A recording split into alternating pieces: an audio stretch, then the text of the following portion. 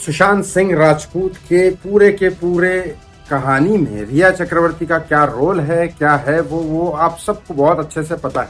लेकिन अब रिया चक्रवर्ती ने ऐसी चीज बोल दी है कि जिसके बारे में शायद हम सोच भी नहीं सकते, और इतने कहाँ पे पहुंच सकते हैं। रिया क्यों बोल रही है, ये किसके कहने पे बोल रही है, क्या बोला रिया ने, और उसके अगेंस्ट में बाकी लोगों के रिएक्शंस क्या क्या आए।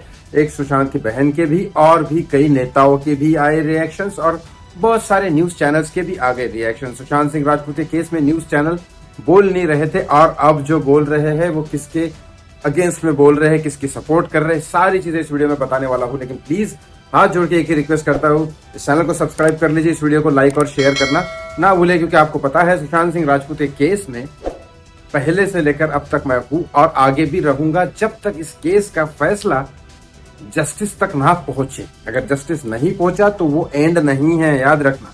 जस्टिस नहीं पहुंचा तो वो एंड नहीं है। सीबीआई कुछ भी बोले, कुछ भी हो, कोई भी एजेंसीज, एनसीबी तो चलो इसमें है ही नहीं, लेकिन सीबीआई, ईडी ऐसी चीजें कोई भी, या कोर्ट भी अगर कुछ भी बोले तो आप हमेशा याद रखना इसके ऊपर भी एक रास्ता होता है, उसके ऊपर भी एक रास्ता होता है।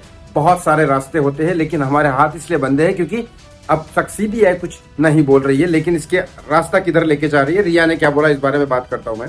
रिया चक्रवर्ती अभी आपको पता है एनडीटीवी पे गई है, इंडिया टुडे पे गई है। वही राजदीप सरदेसाई जिन्होंने पहले रिया का इंटरव्यू लिया था, जिसमें बहुत सारी रिया चक्रवर्ती ने बातें की थी, जिसमें सुशांत को बुरा बोला गया था एक तरह से कि वो ड्रग्स लेता था, मैं तो लाके देती थी ये। लेकिन यहाँ तक रिया चक्रवर्ती बोल रही है, तब तक चलो ठीक है, रिया क्यों बोल रही है गलत, ये तो आपको भी पता है, क्यों झूठ बोल रही है ये भी आप समझ सकते हो। लेकिन जब कोर्ट ने बोला कि रिया इनोसेंट है एनसीबी के मामले में, एमबीपीएस एक्ट में थ्रू, और रिया उसको लाके देती थी ड्रग्स, सुशांत खुद मंगाता था, ये जब कोर्ट ने बोला तब मुझे बहुत ज्यादा बुरा लगा। और अब रिया चक्रवर्ती ने तीन चीजें बोली। एक तो बोली कि सुशांत सिंह राजपूत सक्सेसफुल था, सब कुछ था उसके पास, लेकिन वो मेंटल हेल्थ का पेशेंट था।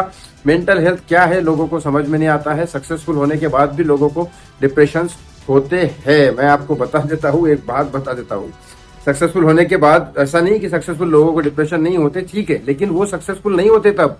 सक्सेसफुल बनने के बाद जब नीचे आते हैं ना लोग, जैसे दीपिका पादुकोण को डिप्रेशन हुआ था, मान लिया मैंने, लेकिन उसके पास तब फिल्में नहीं थी, उसकी फिल्में फ्लॉप पे फ्लॉप हो जा रही थी, शाहरुख खान जैसा इंसान उसके साथ काम नहीं कर रहा था, बहुत सारे डाउन हो गई थी वो, तब जाके वो डिप्रेशन में गई थी। लेकिन यहाँ तो सुशांत के पास सब कुछ था, फैमिली थी, सब कुछ था, बहनें थी प्यार करने वाली, और छिछोरे जैसी सक्सेसफुल फिल्म बनाती है वन मैन शो ने, मतलब उसके साथ कोई दूसरा आर्टिस्ट नहीं था, सेलिब्रिटी शाहरुख को लेके या किसी के साथ बनाई हो, नहीं, वन मैन सोलो ने बनाई थी फिल्म, और उसका करियर बहुत सेट था, पैसे भी थे, सब कुछ थी, गर्लफ्रेंड भी थी, और उसको गर्लफ्रेंड की कोई कमी नहीं हो सकती है।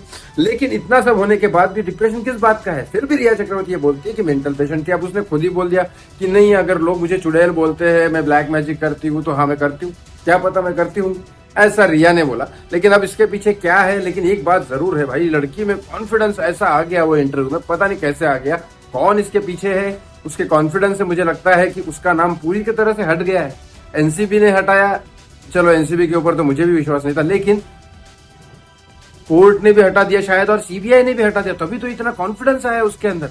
कहां से आया इतना कॉन्फिडेंस उसके अंदर, मुझे नहीं समझ में आया। और जब भी, अभी आपको पता है आदित्य ठाकरे के ऊपर जा रहा था कोर्ट का मामला सारा का सारा, क्योंकि केस पूरा के पूरा बहुत सारे महाअदालत में हो, दूसरे कोर्ट में हो, आदित्य ठाकरे का नाम लिया जा रहा है बाय कोर्ट के थ्रू, लेकिन तब रिया चक्रवर्ती का नाम अभी फिलहाल कोई नहीं ले रहा था। लेकिन फिर रिया चक्रवर्ती अचानक आती है, तो किसको प्रोटेक्ट करने आती है भाई, मेरे को तो समझ नहीं आ रहा है। लेकिन आपको क्या लगता है इसके बारे में? श्वेता सिंह कीर्ति ने बोला कि भाई जो मेरा भाई जिंदा नहीं है, अब उसको मेंटली पेशेंट और ड्रगिस्ट बोल के क्यों बदनाम किया जा रहा है। एक तो बात सच है, एक तो इस दुनिया में नहीं है, आपको उसके बारे में बात ही नहीं करनी चाहिए। अगर आपका इस केस में नाम है तो आप अपना करो ना, आप रोडीज कर रहे हो ना, तुम कर रहे हो, लोगों ने आपको मौका दिया, रोडीज कर रहे हो, आप न्यूज चैनल पे जा रहे हो, बात कर रहे हो, लेकिन सुशांत का टॉपिक क्यों घुसाते हो?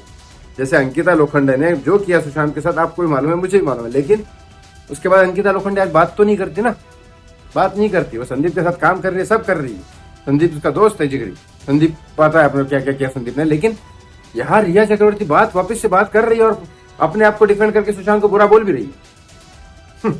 आपको क्या लगता है इस बारे में? कमेंट बॉक्स में कमेंट करके जरूर बताएं। Thank you so much watching मी, धन्यवाद।